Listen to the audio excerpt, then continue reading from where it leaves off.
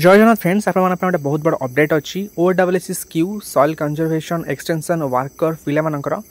last departmental document verification होता 6 नवेम्बर और 7 नवेम्बर रे तो बर्तमान तो से बहुत बड़ अपडेट अच्छी तो तांकर जो काउंसलिंग लास्ट प्रोसेस रोची तो से जो डिस्ट्रिक्ट अलर्ट हम तो बर्तमान तार अपडेट आसी जाइए 28 नवेम्बर रे ये 28 नवेम्बर रे 10:30 AM रे कृषि भवन जोटा होता डिपार्टमेंटल डिवी जो भी होता तो सही